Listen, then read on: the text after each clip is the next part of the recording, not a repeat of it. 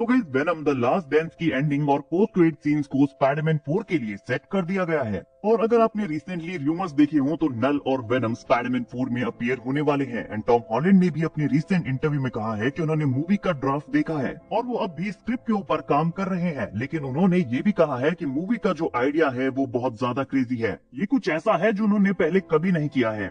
और Tom Hardy जो कि एडी ब्रॉक का रोल प्ले करते हैं, उन्होंने कहा है कि ये उनकी लास्ट वेनम मूवी है, लेकिन वो स्पाइडरमैन के साथ रिटर्न कर सकते हैं। और ये चीज उन्होंने स्पेशली टॉम हॉलैंड के स्पाइडरमैन के लिए कही है। तो ऐसे काफी सारे साइंस हैं जो नल एंड वेनम को स्पाइडरमैन 4 की तरफ लीड करते हैं। और अगर आपने वेनम 3 नहीं भी देखी है, फिर भी आपको पता होगा कि सोनी ने ये क्लियर कर दिया था कि नल हमें आगे भी देखने को मिलेगा। और अगर आपने मूवी देखी है तो आप समझ ही गए होंगे कि ये तो नल के कैरेक्टर की बस शुरुआत है। तो इस वीडियो में हम वेनम 3 की एंडिंग और पोस्ट क्रेडिट सीन्स को डिटेल में डिस्कस करेंगे कि कैसे ये इवेंट स्पाइडरमैन 4 की तरफ लीड करते हैं। तो ऑब्वियसली आगे स्पॉयलर्स आने वाले हैं।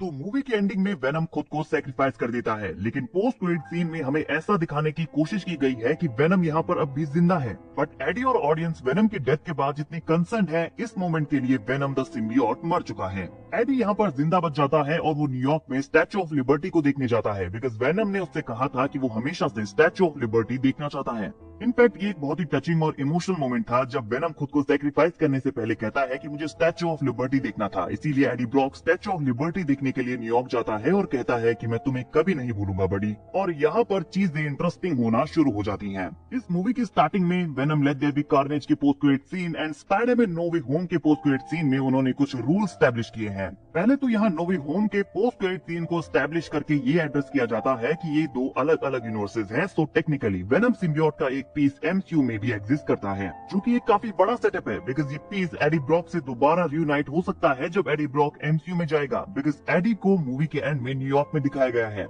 और Venom let there be Carnage के post credit scene, no way home के पोस्ट क्रेडिट सीन और वेनम 3 की बिगिनिंग में भी ये एस्टैब्लिश किया गया है कि मल्टीवर्स ट्रैवल यहाँ पर सिंपली मल्टीवर्स के थ्रू ट्रैवल करना है, न कि स्पेस के थ्रू ट्रैवल करना। मतलब वेनम ओरिजिनली अभी मैक्सिको के एक होटल में है, जहाँ वेनम 2 के पोस्ट क्रेडिट सीन में उसे एमसीयू में लाया जाता है। तो उसे जब यहाँ पर लाया जाता है तो वो स्पेस के थ्रू यहाँ ट्रैवल नहीं करता, वो अब भी मैक्सिको के उसी होटल में था, बस यहाँ पर यूनिवर्स चेंज हो गया है। अब नेक्स्ट हम उसे स्पाइडरमैन नो वे होम के पोस्ट क्रेडिट सीन में देखते हैं, जहाँ वो अब भी एमसीयू के उसी मैक्सिकन बार में होता है। देन वेनम 3 में वो एमसीयू से सोनी स्पाइडरवर्स में वापस आता है, लेकिन अब भी वो उसी सेम मैक्सिकन बार में ही होता है। तो ये दो पोस्ट क्रेडिट सीन और वेनम 3 की बिगिनिंग में हमें ये शो किया गया है कि आप स्पेस के थ्रू मूव नहीं होते हैं। लाइक अगर आप अपने यूनिवर्स में किसी स्पॉट में प्रेजेंट हैं और अगर आप मल्टीवर्सल ट्रैवल करते हैं तो आप प्रीटी मच सेम स्पॉट में ही दूसरे यूनिवर्स में अपीयर होते हैं। आपका बस यूनिवर्स चेंज होता है, वो जगह नहीं, अनलेस ये कम्प्लीटली डिफरेंट यूनिवर्स हो। और ऐसा यहाँ पर जानबूझकर किया गया है क्योंकि मूवी के एंड में एडी ब्रॉक न्यूयॉर्क में आ गया है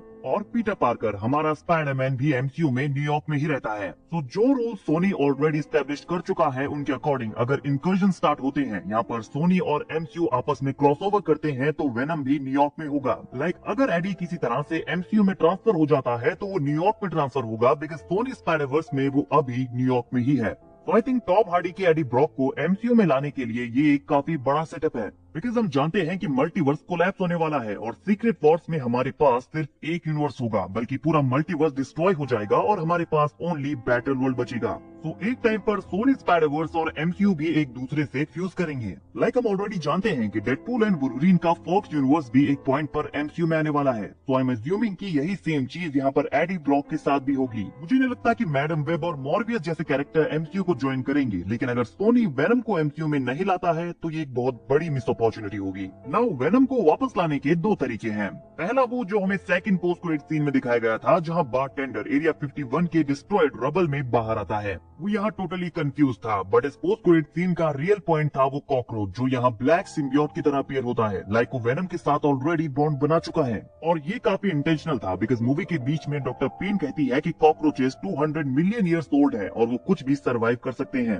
और ये लाइन मूवी में रखी इसलिए गई थी ताकि पोस्ट क्रेडिट सीन में हमें ये सीन दिखाया जा सके, जो कि ये सेटअप करता है कि वेनम ने भले ही एडी को बचाने के लिए खुद को सैक्रिफाइस कर दिया, यहाँ पर जीनोफेजिस और खुद के ऊपर एसिड डलवाया और इस प्रोसेस में हर कोई मर गया, साथ में वेनम भी। लेकिन इसी बीच वेनम का एक पीस इस कॉकरोच के साथ बॉन्ड बनाता है और सिम्बियोट यहाँ पर जिंदा बच जाता है, क्योंकि कॉकरोचेस कुछ भी सरवाइव कर सकते हैं। तो ये था हमारा पोस्ट क्रेडिट सीन, जहाँ कॉकरोच ब्लैक कलर का दिख रहा है और लगता है कि ये सिम्बियोट के साथ बॉन्ड बना चुका है, जिसका मतलब है कि वेनम सोनी यूनिवर्स में अभी जिंदा है। और ये चीज काफी इंटरेस्टिंग है, क्योंकि सोनी एंड टॉम हार्डी के अकॉर्डिंग ये टॉम हार्डी के वेनम की लास्ट मूवी है। और ऐसा हो सकता है क्योंकि अब वो स्पाइडरमैन 4 के लिए एमसीयू में आने वाला है। सो ये भले ही उनकी लास्ट सोलो वेनम मूवी हो, बट उन्हें हम दोबारा एमसीयू में देखेंगे। नाउ एक और तरीका है जहां वेनम को एडी के साथ रीयूनाइट किया जा सकता है, और ये स्पाइडरमैन नो वे होम के पोस्ट क्रेडिट सीन में सेटअप किया गया था, जहां वेनम सिम्बियोट का एक पीस एमसीयू में छोड़ गया था। तो Avengers doomsday and secret Wars के इवेंट्स में जब सारे यूनिवर्सेस एक साथ कोलैप्स एंड फ्यूज होना शुरू करेंगे, और अगर एडी ब्रॉक एमसीयू में आता है, तो वो डेफिनेटली इस वेनम सिम्बियोट के पीस के साथ बॉन्ड बनाएगा।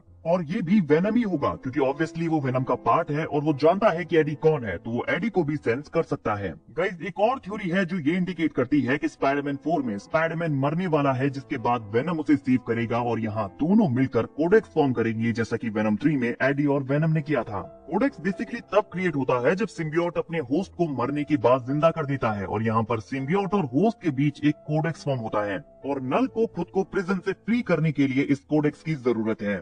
और नल यहाँ यूनिवर्सेस मींस पूरे मल्टीवर्स से अलग स्पेस एंड टाइम से बाहर एग्जिस्ट करता है, और कॉमिक्स में भी वो टेक्निकली वॉइड में होता है। तो इसका मतलब है कि वो किसी भी यूनिवर्स में एंटर कर सकता है, और नल पोर्टल्स भी क्रिएट करता है। तो ये भी एक बहुत बड़ा इंडिकेटर है कि नल एमसीयू में आने वाला है। और हमने सुना है कि स्पाइडरमैन 4 में पीटर को ब्लैक वेनम सिम्बियोट सूट मिलने वाला है। सो यहाँ पर स्पाइडरमैन एंड वेनम के बीच कोडेक्स क्रिएट होने वाला है, और ये चीज नल को एमसीयू में लाएगी। और किसी तरह से हम एडी ब्रॉक को भी एमसीयू में देखने वाले हैं, जो कि इनकर्जन्स और किसी तरह के मल्टीवर्सल ट्रैवल के थ्रू एमसीयू में पहुंचेगा। और फिलहाल नल अब भी ट्रैप्ड है, उसे कोडेक्स नहीं मिला है। उसे लगता है कि वेनम सिम्बियोट मर चुका है, लेकिन ऐसा नहीं है। सोनी का कहना है कि नल हमें आगे भी मूवीज में देखने को मिलेगा। सो मे भी उनमें से एक मूवी हमें एमसीयू में भी देखने को मिल सकती है, क्योंकि चीजें इस रूट के लिए सेट की जा चुकी है। साथ में टॉम हार्डी ने स्पाइडरमैन 4 में अपने कमबैक को लेकर कुछ सिग्नल्स दिए हैं, और टॉम हॉलैंड का कहना है कि स्पाइडरमैन 4 की स्क्रिप्ट बहुत ज्यादा क्रेजी है, कुछ ऐसी जो उन्होंने पहले कभी नहीं देखी है। तो ये सारी चीजें एक ही हिंट देती है कि क्रॉसओवर आने वाला है। वेल ऑफ कोर्स ये सारी चीजें अभी कंफर्म नहीं है, लेकिन अगर सोनी एंड मार्वल ऐसा करना चाहता है तो उन्होंने चीजों को काफी डिसेंट वे में सेट किया है, और वो भी बिना स्पाइडरमैन को मेंशन किए। बट वेनम अब भी जिंदा है, एडी अब भी जिंदा है, नल अब भी ट्रैप्ड है। उसे बाहर निकलने के लिए कोडेक्स की जरूरत है, और सोनी ने उसके लिए अदर मूवीज प्लान की है, तो वो क्लियरली एक पॉइंट पर उस कोडेक्स को हासिल कर लेगा। तो गाइस, क्या आप लोग स्पाइडरमैन के साथ वेनम का बॉन्ड बनते हुए देखना चाहते हैं, जहां पर स्पाइडरमैन मर जाएगा और वेनम उसे जिंदा करेगा, देन वो दोनों कोडेक्स फॉर्म करेंगे? या फिर आप लोग टॉम हार्डी के एडी ब्रॉक को रिटर्न करके वेनम सिम्बियोट के साथ रीयूनाइट होते हुए देखना चाहते हैं?